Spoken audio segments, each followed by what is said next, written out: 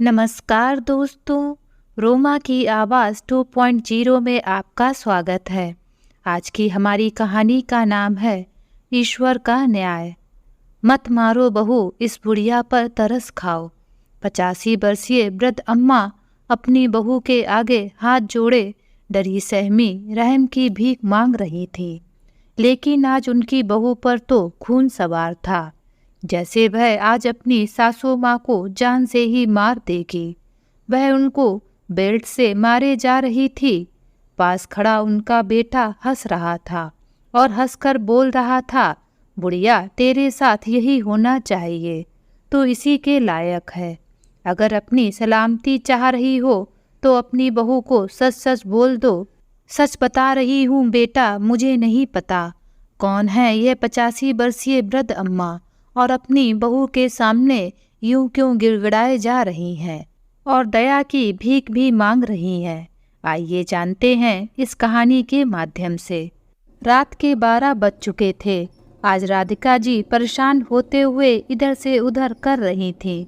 कब 10 से 11 और 11 से 12 और अब तो 12 से रात का 1 बजने ही वाला है। लेकिन आज राधिका जी का एक एक मिनट काटना मुश्किल हो रहा है। पर अभी तक उनकी बेटी रूही नहीं आई और ना ही उसका फ़ोन। वह बार बार फ़ोन लगा भी रही थी पर उसका फ़ोन लग ही नहीं रहा था। शाम से ही आंधी तूफान के साथ बारिश भी बहुत तेज हो रही थी। ऐसा लग रहा था मानो आज बारिश तो रुकेगी ही नहीं। बारिश को देखकर राधिका जी की चिंता और बढ़े जा रही थी। हे ईश्वर, पता नहीं कहाँ रह गई मेरी बच्ची, कहीं कोई मुसीबत में ना फंस गई हो। ऐसा सोचकर ही उनका दिल कांप जाता। वे तुरंत अपने घर के मंदिर में जाकर अपने प्रभु के सामने हाथ जोड़कर प्रार्थना करने लगती हैं। मेरी बच्ची जहाँ भी हो उसका ख्याल रखना। प्रार्थना करते करते उनकी आंखों से आंसुओं की धारा भी निकल रही थी। आज माँ का दिल बहुत घबरा जो रहा था। उनकी बेटी जो अभी तक नहीं आई थी, अभी अभी उसकी नई जॉब लगी है, लेकिन कभी भी लेट होती तो अपनी माँ को फ़ोन करके बोल देती। रूही वैसे तो अक्सर लेट ही हो जाती थी, फिर भी वह 8-9 बजे तक घर आ जाती थी। लेकिन आज तो रात के 12 बज चुके थे और अभी तक उसका कोई फ़ोन नहीं आया। आज राधिका जी का अपनी बेटी रूही के लिए मन बैठा ही जा रहा था। राधिका जी एक बार फिर अपने पूजा के कमरे से बाहर निकलकर ड्राइंग रूम की खिड़की से बाहर की ओर देखने लगती हैं। लेकिन आज बारिश इतनी तेज थी कि बाहर देख पाना बड़ा ही मुश्किल था। इसलिए तो उनका दिल और घबराए जा रहा था कि कहीं उनकी बेटी के साथ कुछ अनर्थ ना हो जाए। फिर जानकी जी ने सोचा कि एक बार फिर से अपनी बेटी को फ़ोन लगाकर देखती हूँ, शायद अब लग जाए। लेकिन इस बार भी उसका फ़ोन नहीं लगा।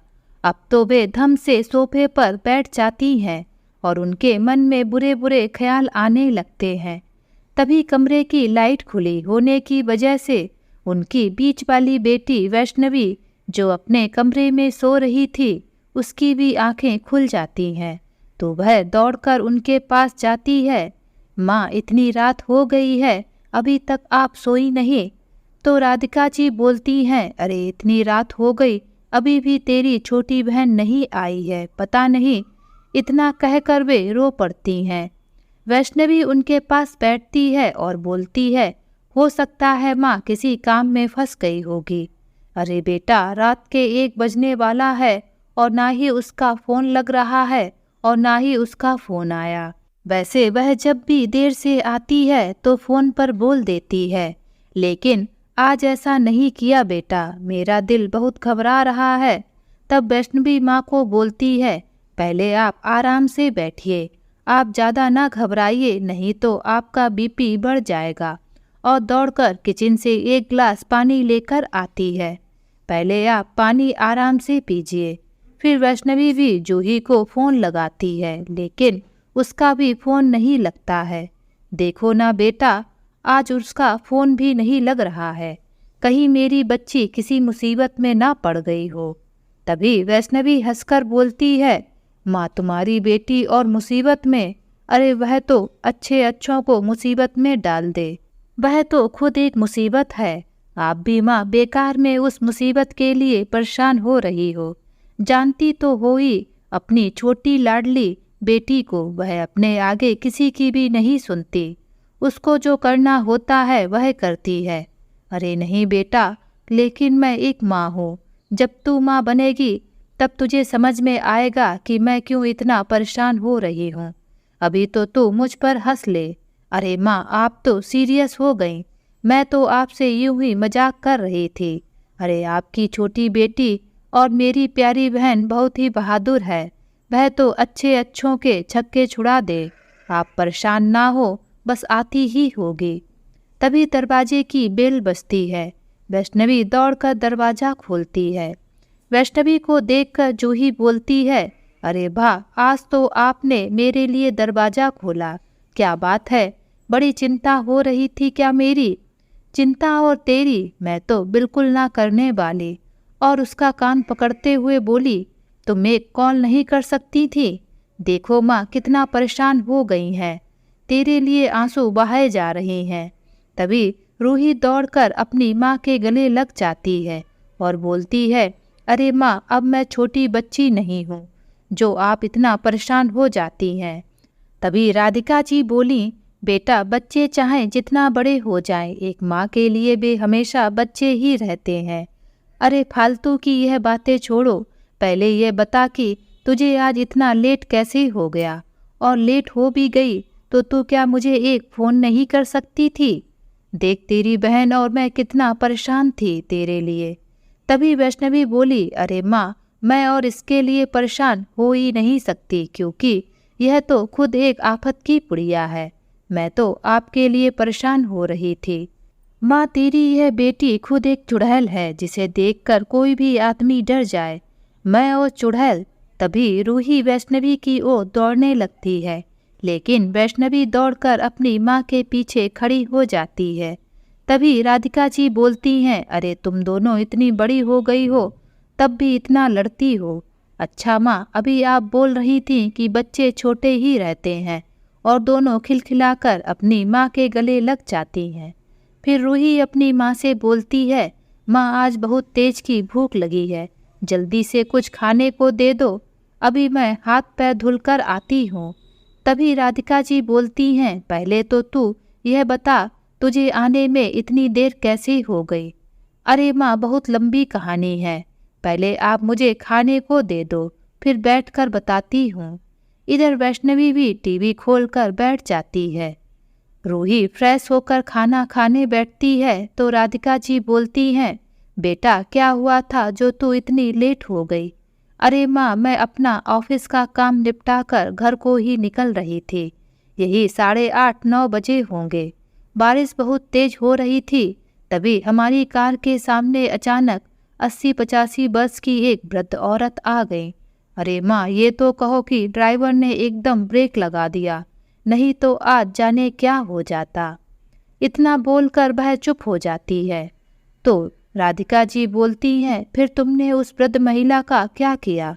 अरे माँ, आपकी बेटी इस जिले की IAS ऑफिसर है, ऐसा तो नहीं कि उनको मरने वहाँ छोड़ देती। मैं तुरंत अपनी कार से उतरी तो देखा वह बेहोश हो गई थी, क्योंकि ड्राइवर की समझदारी से वे आज बाल बाल बची थीं। फिर उनको हमें अस्पताल ले जाना पड़ा। वहाँ पर डॉक्टर साहब बोल रहे थे कि उनको बहुत कमजोरी है, शायद उन्होंने 3-4 दिन से अन्न का एक दाना भी नहीं खाया होगा। उनको बहुत देर तक होश नहीं आया। मैंने भी बहुत देर तक इंतजार किया। जब उनको होश नहीं आया तो डॉक्टर साहब बोले, मैम आप जाइए, जैसे ही माता जी को होश आएगा हम आपको सूचित कर देंगे।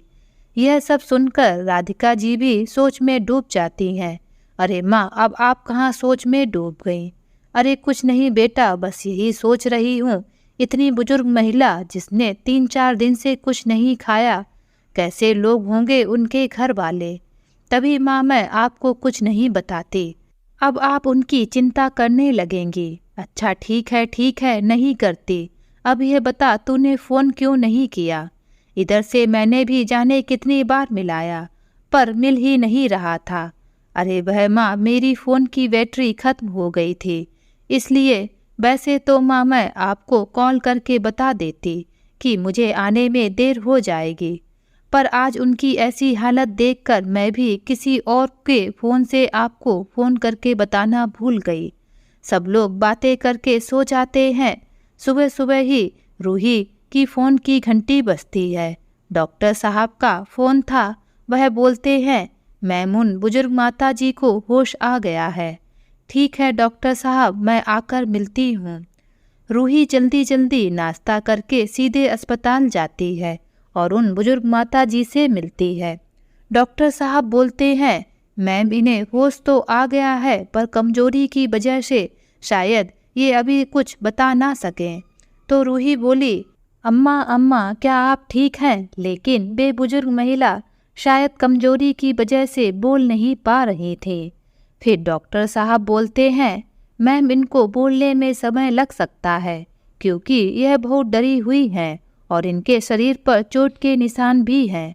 शायद इनको किसी ने बहुत ही बुरी तरह से मारा है, बेल्ट या डंडे से। डॉक्टर की बात सुनकर रूही तो दंग रह जाती है। लेकिन यह तो इतनी बुजुर्ग हैं, इनको कौन इतनी बेरहमी से मारेगा? तब डॉक्टर साहब बोलते हैं, अभी यह तो माता जी ही बता सकती हैं। अब रूही को पता नहीं क्यों उन बुजुर्ग महिला से कुछ अपनापन लग रहा था। 1-2 दिन में डॉक्टर की उचित देखभाल से वह महिला कुछ ठीक हो गई और अब डॉक्टर का जवाब भी दे रही थी। तब डॉक्टर ने रूही को फ़ोन करके बताया कि माताजी अब पहले से काफ़ी बेहतर अवस्था में है। तो रूही उनको अस्पताल में देखने आती है। वह उन बुजुर्ग महिला से बोलती है, अम्मा अब आप ठीक तो हैं ना? तो वह सिर हिलाकर जवाब देती हैं और उसके आगे हाथ जोड़कर उसे बोलती हैं, बेटा डॉक्टर साहब ने बताया कि तुम ही मुझे इस अस्पताल में लेकर आई थी, पर अम्मा आप इस तरह इतनी बारिश में उस रात कहाँ भागे जा रहे थे? क्या हुआ था कि आप इतना परेशान हो गई थी कि आपको दिन और रात नहीं दिखाई पड़ रहा था और बारिश भी इतनी तेज थी, फिर भी आप इतनी जोर से भागे जा रहे थे? तो उन बुजुर्ग अम्मा की आंखों में आंसू आ जाते हैं और वे डर से कांपने लगती हैं। उनको इस तरह कांपते हुए देखकर रूही बोलती है, अरे अम्मा आप परेशान ना हो, जब आप बिल्कुल ठीक हो जाएं तब आप मुझे बताना, ठीक है? आप आराम करो, बिल्कुल भी परेशान ना हो। और रूही ऐसा बोलकर वहाँ से उठकर चल देती है। तभी वह वृद्ध अम्मा उसका हाथ पकड़ लेती हैं और बोलती हैं, रुक जाओ बेटी, आज जाने कितने सालों बाद मुझसे कोई इतने प्यार से बोला है। और फूट फूट कर रोने लगती हैं। अरे अम्मा आप ऐसे क्यों रो रही हो? रोइए मत, आपके साथ जो कुछ भी हुआ है वह सब मुझे बताइए। ऐसे रोता हुआ उन्हें देखकर वह भी अंदर से परेशान हो जाती है। पता नहीं क्यों अम्मा को देखकर उसे अंदर तक बेचैनी होने लगती थी। फिर वह बोली, आप रोइए मत, मैं यहीं पर आपके साथ बैठी हूँ, आप आराम से मुझे बताइए, आप बिल्कुल भी डरिए मत, मैं यहाँ की डीएम हूँ, इसलिए आप बिना डरे सब बात खुलकर बताइए। आपका कोई भी बाल भी बाका नहीं कर पाएगा, अब मैं आपके साथ हूँ। यह सब सुनकर अम्मा बोलती हैं, बेटा मेरा नाम कमला देवी है, मेरे पति का देहांत बहुत पहले ही हो गया था। मैं अपने बेटे बहू के पास इसी जिले में रहती हूँ। जब मेरे नाम बहुत सारी जमीन जायदाद थी तो मेरे लड़के बहू मेरा बहुत ख्याल रखते थे। मैं कुछ भी बोलती वे चुपचाप सुन लेते। मेरा ही पसंद का खाना बनाया जाता, समझ लो उस घर में मेरा ही डंका बजता था। मैं अपने घर में महारानियों की तरह रहती, सब कुछ मेरे अनुसार चलता। मैं अपने बेटे बहू पर फूली ना समाती। मेरे 2 पोते भी थे, वह भी मेरे पीछे पीछे दादी दादी कहकर आगे पीछे घूमते रहते। मैं अपनी छोटी सी दुनिया में खुश थी। कुछ साल तो ठीक रहा, फिर पता नहीं कब मेरे बेटे बहू ने जमीन जायदाद के कागज पर मेरा अंगूठा लगवा लिया, मुझे पता ही नहीं चला। एक दिन की बात है, मैंने पूछा, बेटा खेती से कितने पैसे मिले हैं?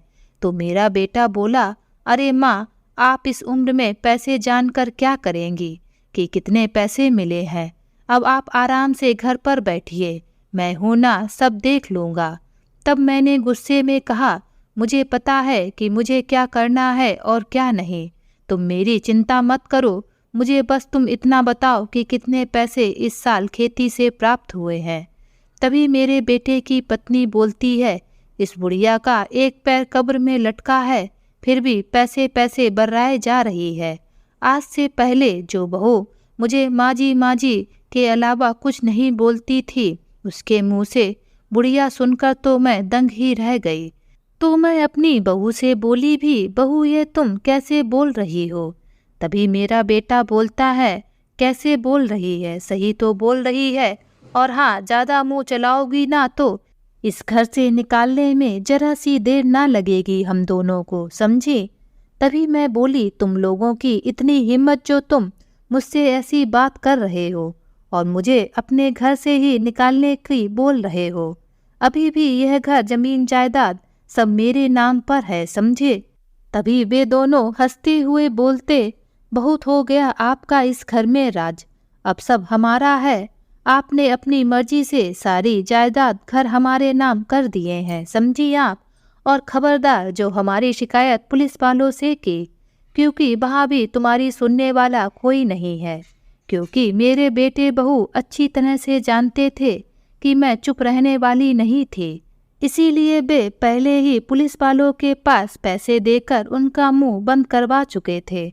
मैं पुलिस वालों के पास गई भी, पर उन्होंने मेरी एक ना सुनी। मैं चुपचाप वहाँ से घर चली आई। मेरी बहू का तो मानो उस दिन से मेरे ऊपर अत्याचार करना ही शुरू हो गया। अब वह महारानियों की तरह घर पर बैठती और मुझसे घर का पूरा काम करवाती। उसे मुझ पर जरा भी तरस नहीं आता कि मैं पूरे घर का काम कैसे कर पाऊंगी। जैसे तैसे मैं घर का काम करती, लेकिन वे लोग इससे भी खुश ना रहते। मेरे पास कुछ जेवर थे, मुझे अच्छे से पता था अगर वे जेवर उनके हाथ लग गए तो वह मुझे इस घर से निकाल कर फेंक देंगे। लेकिन एक रात मेरे दोनों पोतों ने उन जेवरों को भी चुरा लिया। मैंने जब दूसरे दिन जेवरों को चेक किया तो मेरे पास जेवर ही नहीं थे। मैं रोती रही कि मेरे जेवर कौन ले गया, लेकिन मेरे बेटे बहू को मुझ पर विश्वास ही नहीं हो रहा था। उन्हें लग रहा था कि मैं कोई बहाना कर रही हूँ। मेरे बहाने से तंग आकर मेरी बहू ने मुझे मारना शुरू कर दिया और बोलने लगी, अगर आज तुमने जेवर नहीं बताए तो मैं तुम्हें जान से मार डालूंगी। मैं बोलती रही कि मेरे पास जेवर नहीं है, लेकिन मेरी बहू मेरी एक भी बात ना सुनती।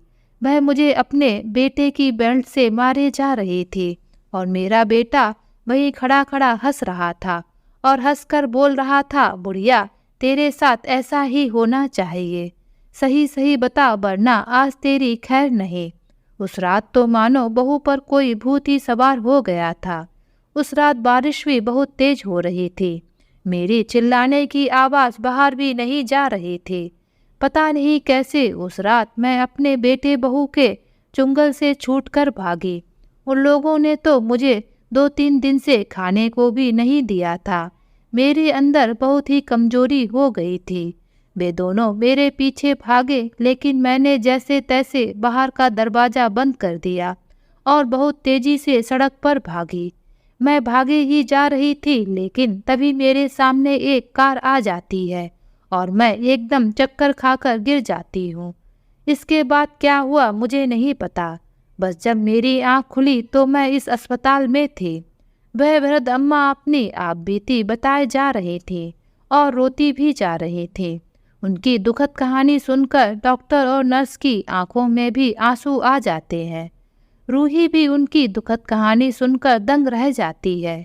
कोई इतना भी खुदगर्ज हो सकता है कि इतनी वृद्ध अम्मा को इतनी बेरहमी से कोई बेटा मार खाते देख सकता है, और कोई औरत इतनी क्रूर भी हो सकती है जो इतनी बुजुर्ग महिला को इतनी बुरी तरह से मार सकती है। फिर रूही वृद्ध अम्मा से बोलती है, माँ जी, आप बिल्कुल भी चिंता मत करिए, हम आपके केस की अच्छे से तहकीकात करेंगे और पास खड़े पुलिस इंस्पेक्टर से बोलती है, इनके बहू बेटे के खिलाफ कंप्लेंट दर्ज हो जानी चाहिए। और डॉक्टर से रूही पूछती है, इनको कब हॉस्पिटल से छुट्टी मिल जाएगी। तो डॉक्टर साहब बोलते हैं, मैम इन अम्मा को अभी भी 2-3 दिन तक अस्पताल में ही रहना पड़ेगा, क्योंकि यह अभी पूरी तरह से ठीक नहीं हुई हैं। ठीक है डॉक्टर, आप इनका अच्छे से इलाज करिए। आज रूही बूढ़ी अम्मा की कहानी सुनकर पूरे दिन परेशान रही। जबकि वह जिस प्रोफेशन में थी उसमें तो यह सब आम बात थी, लेकिन पता नहीं उसको उन अम्मा के लिए आज कुछ अलग ही फीलिंग आ रही थी। वह शाम को जल्दी जल्दी अपने आप काम निपटाकर रात के 7-8 के बीच में घर पहुंचती है और फ्रेश होकर खाना खाने बैठती है। लेकिन आज रूही का खाना खाने के समय भी ध्यान वहाँ नहीं था। रह रहकर उसका ध्यान उन वृद्ध अम्मा की तरफ ही जा रहा था। वैसे रूही अपनी बहन और माँ के साथ हंसती बतियाती रहती थी, लेकिन आज वह बिल्कुल शांत थी। राधिका जी उसे इस तरह शांत देखती है तो बोलती है, बेटा क्या बात है, तुम आज इतना शांत क्यों हो? क्या हुआ, कोई परेशानी है क्या? तो रूही बोलती है, माँ आज कुछ अजीब सा लग रहा है। पता नहीं, रह रहकर उन वृद्ध अम्मा की तरफ ध्यान चला जाता है। तो राधिका जी बोलती है, क्यों बेटा, ठीक तो हैं वह अम्मा या नहीं? नहीं माँ, वे बिल्कुल अब ठीक हैं। पता नहीं, उनकी कहानी सुनकर ऐसा लग रहा है जैसे उनसे मेरा कोई रिश्ता हो। बेटा मुझे भी तो बताओ, आखिरकार उनके साथ ऐसा क्या हुआ जो तुम उनकी कहानी सुनकर इतना परेशान हो?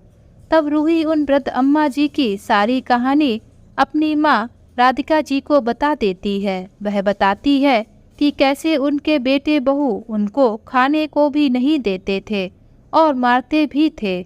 उनकी कहानी सुनकर तो आज राधिका जी की भी आंखों में आंसू आ जाते हैं। साथ में बैठी वैष्णवी भी उनकी करुण कहानी सुनकर दंग रह जाती है। तब राधिका जी पूछती है, बेटा उन अम्मा का नाम क्या है? जब वे इसी जिले की है तो हो सकता है हम उनको जानते हों। अरे माँ, उन्होंने अपना नाम कुछ बताया तो था, पर मेरे ध्यान से उतर गया। डॉक्टर ने 2 दिन के बाद उनको डिस्चार्ज करने को बोला है।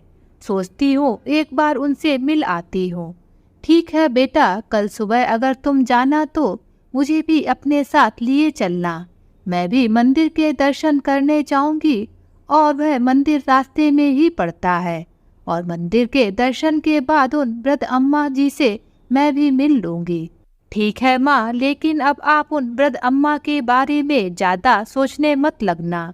डॉक्टर ने आपको ज़्यादा सोचने से मना किया है ना, और आपको पता ही है आपके सिवा हम लोगों का इस दुनिया में कोई नहीं है। अरे पता है मेरी माँ, अब तू परेशान ना हो, मैं इतनी जल्दी अपने बच्चों को इस दुनिया से छोड़कर नहीं जाऊंगी। तभी साथ बैठी उनकी बहन वैष्णवी बोलती है, बस माँ आप इस पर यह प्यार लुटाती रहें, मैं तो आपकी कुछ लगती ही नहीं हूँ। अरे नहीं, मेरी बेटियाँ ही तो मेरी जान है, मेरे लिए तुम तीनों ही बराबर हो। अभी वे सब बातें कर ही रही थी कि तभी राधिका जी की बड़ी बेटी राधा का आना होता है। उसको देखकर वे सभी लोग चौंक जाते हैं। तो राधा बोलती है, अरे माँ, आज अचानक ही मुझे आना हुआ। मेरे नए केस के सिलसिले से मुझे कुछ काम यहाँ था, इसलिए मैं यहाँ चली आई। राधा राधिका जी की बड़ी बेटी है और जानी मानी वकील भी। तभी नानी नानी मौसी मौसी कहते हुए चीकू और परी भी आ जाते हैं, और उनको देखकर राधिका जी, रूही और वैष्णवी खुशी से चहक उठते हैं। अरे माँ, मैंने सोचा इन दोनों की छुट्टियाँ थी तो सोचा इनको भी ले आती हूँ। अरे बहुत अच्छा किया, चल आजा, अब तुम भी हम लोगों के साथ खाना खा लो। सभी ने अच्छे से खाना खाया, बच्चों से मिलकर खूब बातें की, सभी बहुत खुश थे। अगली सुबह रूही के साथ राधिका जी भी अस्पताल के लिए निकल जाती हैं। दोनों लोग रास्ते में पड़ने वाले मंदिर में जाकर माँ दुर्गा के दर्शन करती हैं। आज ना जाने राधिका जी भी कुछ अंदर ही अंदर परेशान हो रहे थे। आज उनका भी दिल घबरा रहा था, लेकिन वे माता रानी के दर्शन करने के बाद अस्पताल पहुंचती हैं और वहां पहुंचकर रूही जैसे ही अम्मा को आवाज़ लगाती है, अम्मा रूही की आवाज़ सुनकर वैसे ही बैठ जाती हैं। तभी राधिका जी की नज़र उन वृद्ध अम्मा के चेहरे पर पड़ती है तो वह उन्हें देखकर अंदर तक हिल जाती हैं और जैसे ही अम्मा की नज़र राधिका जी के चेहरे पर पड़ती है तो वे भी दंग रह जाती हैं और राधिका जी वृद्ध अम्मा को देखकर अपने अतीत में डूब जाती हैं। 60 वर्षीय वृद्ध अम्मा के आगे आज उनकी बहू राधिका जी रोए जा रहे थे। माँ जी कुछ समझ में नहीं आ रहा, क्या करूं? पता नहीं मेरी छोटी बेटी को अचानक क्या हो गया। माँ जी आप जरा चलकर देख लो। माँ कल से उसे बहुत तेज बुखार है। आज तो मैं उसे आवाज़ लगाए जा रही हूँ पर वह बोल ही नहीं रही। माँ उसे किसी अच्छे डॉक्टर को दिखा दीजिए, नहीं कुछ अनर्थ ना हो जाए। तभी राधिका जी की सासू माँ बोलती है, बेटी ही तो है, मर जाएगी तो कौन सा पहाड़ टूट जाएगा। पैसे भी 3-3 बेटियों की माँ हो। बेटा तो तुमसे पैदा नहीं हुआ और मेरे बेटे को खा गई वो अलग से। चल हट यहाँ से। तभी उनकी बहू राधिका जी अपनी सासू माँ कमला जी के पैर पकड़ लेती हैं। नहीं नहीं माँ, ऐसे मत बोलिए। एक माँ होकर आप ही माँ के दर्द को समझ सकती हैं। तभी कमला जी अपनी बहू को एक जोरदार लात मारती हुई बोलती हैं, जब पाल नहीं सकती तो पैदा क्यों किया? कहीं ले जाकर मार दे इन बेटियों को। माँ जी मेरी बच्चियों के लिए ऐसे मत बोलिए, वे आपकी भी तो पोतियाँ हैं माँ। अपनी बहू की बात सुनकर कमला जी गुस्से में बोलती हैं, अरे मनहूस कहीं की, मेरी कोई पोती पोती नहीं है। मैंने इतनी बार अपने बेटे मोहन को इतना समझाया कि दूसरी शादी कर ले, तू ना बढ़ा पाएगी हमारे घर का वंश। लेकिन पता नहीं जाने कहाँ का उसे अपनी बेटियों का मोह चढ़ा था, जो मेरी बात सुनता ही नहीं था। जरूर तूने ही मेरे बेटे को मेरे खिलाफ भड़काया था। जो बेटा मेरी हर बात मानता था, वह अपनी दूसरी शादी की बात क्यों नहीं मान रहा था? पता नहीं तूने मेरे बेटे की बुद्धि ही भ्रष्ट करके रख दी थी। अब भुगत अपनी करनी को। बड़ी बोलती थी मेरी बेटियां ही मेरे बेटे हैं। नहीं माँ, मैंने आपके बेटे को नहीं भड़काया। बेटे और बेटियां तो ऊपर वाले की देन है। तभी पास खड़ी जेठानी बोलती है, तभी तो देवर जी को तुमने बेटियां पैदा करके बोझ तले दबा दिया। भले ही माँ जी देवर जी कुछ नहीं बोलते हो, जरूर वे इसी सदमे में रहते होंगे कि उनका तो कोई वंश बढ़ाने वाला ही नहीं है, इसीलिए उनका दिमाग काम नहीं किया और वह एक ट्रक में जा भिड़े। राम राम, ना जाने उनके ऊपर क्या बीती होगी। माँ जी मैं तो बोलती हूँ निकालो इनको इस घर से, अब इनका यहाँ क्या काम है। तभी घर के बाहर वाले दरवाजे से राधिका जी के पिताजी कृष्णपाल जी आते हैं। उनको आता देखकर राधिका जी के जेठ रमेश जी बोलते हैं, माँ जी लो आ गए इनके पिताजी भी, इनकी ही कमी थी। कृष्णपाल जी अपनी बेटी को ऐसे रोते हुए देखकर बोलते हैं, बेटा तुम ऐसे क्यों रो रही हो, क्या हुआ बेटा? तो राधिका जी अपने पिताजी से बोलती है, पिताजी आप यहाँ कैसे? तो कृष्णपाल जी बोलते हैं, कमला जी ने हमें यहाँ बुलाया था। तभी राधिका जी से उनके पिता बोलते हैं, लेकिन बेटी तुम यूँ रो क्यों रही हो? तभी बीच में कमला जी बोलती हैं, हमने आपको अपनी बेटी को ले जाने के लिए बुलाया है। अब आपकी बेटी इस घर में नहीं रह सकती। कमला जी की यह बात सुनकर कृष्णपाल जी आश्चर्यचकित हो जाते हैं और बोलते हैं, अरे आप ऐसा नहीं बोल सकती। मेरी बेटी इस घर में शादी करके आई है, आप उसके साथ ऐसा नहीं कर सकती।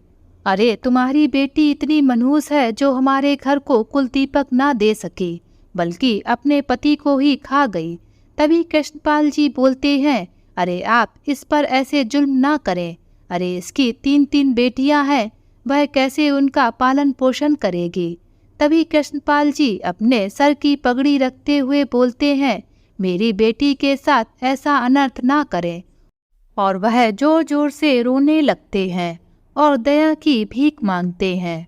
तो पास ही खड़े राधिका जी के सेठ रमेश उनकी पगड़ी में लात मारकर बोलता है, जहाँ मरना हो वहाँ जाओ, बस हमारा पीछा छोड़ो, समझे बुढ़े। और कृष्णपाल जी और राधिका जी को और उनकी तीनों बच्चियों को धक्के मारकर घर से बाहर निकाल देते हैं। कृष्णपाल जी और राधिका जी उनके आगे रहम की भीख मांगते रहते हैं, पर उन्हें तो उनकी बीमार बच्ची पर भी तरस नहीं आया। कुछ देर राधिका जी और उनके पिता घर के दरवाजे के पास बैठे बैठे रोते रहे। पास पड़ोस के सभी लोग यह नज़ारा देख रहे थे। फिर अपने को संभालती हुई राधिका जी अपने पिताजी से बोली, पिताजी, अब यहाँ इन लोगों के आगे हाथ जोड़ने से कोई फायदा नहीं है। कृष्णपाल जी व्रत थे और राधिका जी उनकी अकेली पुत्री थी। वह एक गरीब किसान थे। उन्होंने जैसे तैसे अपनी बेटी की शादी कमला जी के छोटे बेटे मोहन जी से की थी। मोहन जी अपने पिता की खेती का काम ही देखते थे, लेकिन एक सड़क दुर्घटना में उनकी मृत्यु हो गई। जब तक मोहन जी थे तब तक राधिका जी से कोई कुछ नहीं बोलता था, लेकिन कमला जी अपने बेटे को दूसरी शादी के लिए जरूर कहते थे, क्योंकि मोहन जी की 3 बेटियां ही थीं। जब पहली बेटी हुई तो कमला जी कुछ न बोले, लेकिन उनको देखकर ऐसा लग रहा था कि मानो उनको कोई भी खुशी नहीं हुई हो। दूसरी बेटी पैदा होने पर तो वे अपने बेटे से बोल ही बैठी, बेटा मेरी मान तो तू दूसरी शादी कर ले। लेकिन मोहन जी बोलते हैं, अरे माँ, बेटी बेटे सब बराबर होते हैं, आप चिंता मत करो।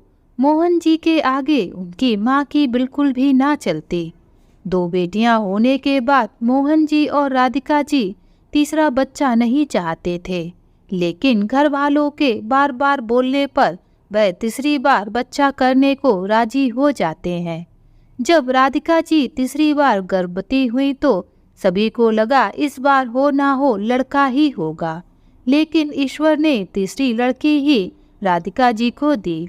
और तीसरी बेटी के जन्म के 2-3 महीने बाद ही मोहन जी का एक ट्रक से एक्सीडेंट हो गया और वह अस्पताल पहुंचने से पहले ही काल के ग्रास में समा गए। अब तो बेचारी राधिका जी का उस घर में गुजारा होना ही मुश्किल हो गया। जेठानी रीना भी उनको चैन से ना जीने देती। वह इस ताक में रहती कि किसी न किसी तरह सासू माँ के कान भरकर राधिका जी को घर से निकाल दिया जाए, क्योंकि राधिका जी की जिठानी रीना के 2 पुत्र थे। तो कमला जी रीना की हर बात मानती, क्योंकि पोतों का सुख तो उन्होंने ही दिया था। उनके पोते उनके वंश के कुलदीपक जो थे, और राधिका जी की 3-3 बेटियां। इसलिए जेठ रमेश और जिठानी रीना राधिका जी को घर से निकलवा कर उनका हिस्सा हथियाना चाहते थे। इसलिए वह कमला जी को राधिका जी के प्रति उल्टा सीधा भरते रहते। राधिका जी के पति मोहन जी की मृत्यु के 3 महीने बाद ही उन्होंने आज राधिका जी को आखिरकार घर से निकलवा ही दिया। अब राधिका जी के पिताजी अपनी बेटी को अपनी टूटी फूटी कुटिया में बुला लाते हैं। इधर राधिका जी की तीसरी बेटी रूही जो बुखार से तप रही थी, उसकी तबीयत और ज़्यादा खराब होने लगी थी। लेकिन भगवान का शुक्र था जो कृष्णपाल जी के बगल में ही एक वैद्य चाचा रहते थे। राधिका जी तुरंत ही भागकर वैद्य चाचा के पास जाती हैं और उन्हें अपनी बच्ची को दिखाती हैं। तो वैद्य चाचा उनकी बच्ची का इलाज करते हैं तो उसका बुखार उतर जाता है। लेकिन अब अपने बच्चों का पालन पोषण कैसे करें, यह उनको समझ में नहीं आ रहा था, क्योंकि उनके पिता भी बुजुर्ग थे। उनके पास जो भी थोड़ी बहुत जमीन थी वह तो उन्होंने बेचकर अपनी बेटी की शादी कर दी थी, और वह ऐसी ही थोड़ी बहुत कृषि उगाई पर उठा लेते थे और अपना खर्चा चला लेते थे। लेकिन अब अपनी बेटी और 3 छोटी बच्चियों का खर्चा उठाना तो उनके लिए भी नामुमकिन था। राधिका जी ने जैसे तैसे एक पुरानी सिलाई मशीन खरीद ली, क्योंकि अभी उनकी छोटी बच्ची बहुत छोटी थी। सिर्फ 7-8 महीने की ही होगी और वह उसको घर में अकेले छोड़कर कहीं काम पर भी नहीं जा सकती थी। इसलिए उन्होंने घर पर ही लोगों के फटे पुराने कपड़ों को सिलना शुरू कर दिया। राधिका जी की 2 बड़ी बेटियां जो पढ़ने में बहुत होशियार थीं। उनकी बड़ी बेटी राधा 9 वर्ष की थी और बीच वाली बेटी वैष्णवी 6 वर्ष की थी। वैसे तो तीनों बच्चियां अभी बहुत छोटी ही थीं। पहले तो राधिका जी के पास ज़्यादा कपड़े सिलने के लिए नहीं आते थे, लेकिन धीरे धीरे उनके काम की प्रशंसा पूरे जिले में फैल गई और उनके पास धीरे धीरे काम बढ़ता ही गया, क्योंकि राधिका जी को सिलाई का बहुत शौक था। इधर उनके पिता भी थोड़ा बहुत खेती उगाई पर लेकर काम कर लेते थे और घर के कामों में राधिका जी की माँ शांति देवी जी सहयोग कर देती थीं। इस तरह से दिन बीतने लगे। जब राधिका जी की बड़ी बेटी 12वीं कक्षा में थी और बीच वाली बेटी 10वीं कक्षा में पहुंच गई थी और छोटी बेटी कक्षा 5 में थी। भगवान की दया से तीनों बेटियां पढ़ने में बहुत होशियार निकलीं। 1 साल के बाद जब कक्षा 12 और कक्षा 10 का रिजल्ट निकला तो दोनों बेटियों ने पूरे जिले में टॉप किया। लेकिन कुछ साल बाद राधिका जी के पिताजी और माँ जी का देहांत हो गया। अब तो उनको अपने परिवार की बागडोर अकेले ही संभालनी थी। कुछ साल यूं ही धीरे धीरे बीते। उनकी बड़ी बेटी राधा वकील बन गई और बीच वाली बेटी वैष्णवी बैंक में मैनेजर बन गई और सबसे छोटी वाली बेटी रूही भी कक्षा 12 की परीक्षा में प्रथम आई। वह सिविल सर्विसेज की तैयारी करना चाहती थी। उसने अपनी माँ को यह बात बताई तो राधिका जी ने उसे नहीं रोका, क्योंकि अब तो उनकी दोनों बेटियां अच्छे से सेट हो चुकी थीं। राधिका जी की बड़ी बेटी की शादी भी अच्छे घर में हो गई और वैष्णवी की भी शादी पक्की हो गई। धीरे धीरे समय बीत गया। रूही ने IAS क्लियर कर लिया। उसने IAS में 7वां स्थान प्राप्त किया। रूही उस जिले की ही कलेक्टर बनी जिस जिले में वह रहती थी। आज तो राधिका जी का सर गर्व से उठ गया था। आज उनकी तपस्या का फल मिल गया। उनकी तीनों बेटियों ने गर्व से उनका सर ऊंचा कर दिया था। तभी रूही अपनी माँ को आवाज लगाती है, माँ कहाँ खो गई? तो राधिका जी अपने अतीत से बाहर निकल कर आती है।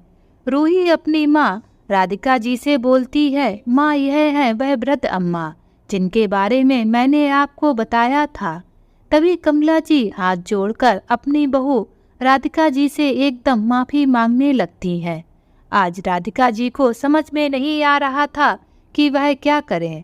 अम्मा जी को इस तरह अपनी माँ से माफ़ी मांगते देखकर रूही अपनी माँ की तरफ अचरज भरी निगाहों से देखने लगती है और पूछती है, माँ क्या आप इनको पहले से जानती हो?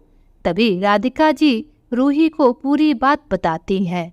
वह भी सारी सच्चाई जानकर दंग रह जाती है कि कैसे उसकी दादी ने पोतों के खातिर अपनी बहू को धक्के मार के घर से निकाल दिया। इधर कमला जी अपने कर्मों की माफ़ी मांगे जा रही थी। आज जानकी जी पत्थर की मूरत बनी खड़ी थी। रूही के हिलाने पर वे रूही से बोलती हैं, बेटा यह तुम्हारी दादी है। और कमला जी का हाथ पकड़कर बोलती है, नहीं माँ जी आप माफ़ी मत मांगिए। लेकिन रूही बोलती है, माँ इन्होंने तो आपके साथ कितना बुरा व्यवहार किया, लेकिन बेटा अगर हम भी इनके साथ बुरा व्यवहार करेंगे तो तुम्हारे पापा की आत्मा को शांति नहीं मिलेगी, क्योंकि वे अपनी माँ से बहुत प्रेम करते थे। इसलिए बेटा हमारा भी फर्ज है कि हम इनका ध्यान रखें। तभी राधिका जी कमला जी को अपने साथ अपने घर ले आती हैं। वहाँ पर वैष्णवी और राधा को भी सारी बात जब पता चलती है तो राधा अपने ताऊ जी और ताई जी के खिलाफ केस लड़ती है और उनको 5-5 साल की सजा दिलवाती है। इधर कमला जी अपनी तीनों पोतियों से बोलती है, बेटा आज मैं अच्छे से समझ गई हूँ कि बेटियाँ किसी भी तरह से बेटों से कम नहीं होती। सच ही मेरा बेटा कहता था कि बेटा और बेटियाँ सभी बराबर होती हैं। मैं कितनी अनाड़ी थी, उसकी बात को तब समझ ना पाई और तुम लोगों के साथ मैंने इतना अत्याचार कर डाला। हो सके तो बेटा मुझे माफ़ कर देना। अपनी इस अभागिन दादी को। तभी कमला जी की तीनों पोतियां उनके गले लग जाती हैं और बोलती हैं, अरे दादी, अगर सुबह का भूला शाम को आ जाए तो उसे भूला नहीं कहते। आप तो हम लोगों की प्यारी दादी हैं। तभी चीकू और परी भी भागकर आते हैं और परनानी परनानी कहकर उनकी गोद में आकर बैठ जाते हैं और बोलते हैं, परनानी मुझे कहानी तो सुनाओ, हम लोगों को एक अच्छी वाली कहानी सुनाओ। उनकी तोतली बातें सुनकर सभी लोग बहुत जोर से हंसने लगते हैं। सभी और खुशियां ही खुशियां थी। तो दोस्तों, आज की ये कहानी आप सभी लोगों को कैसी लगी, नीचे कमेंट बॉक्स में लिखकर हमें ज़रूर बताएं। अगर ये कहानी आप सभी लोगों को अच्छी लगे तो प्लीज़ इस वीडियो को लाइक और शेयर ज़रूर करें और मेरे चैनल को सब्सक्राइब करना ना भूलें। तो फिर मिलते हैं एक नई कहानी के साथ। बाय।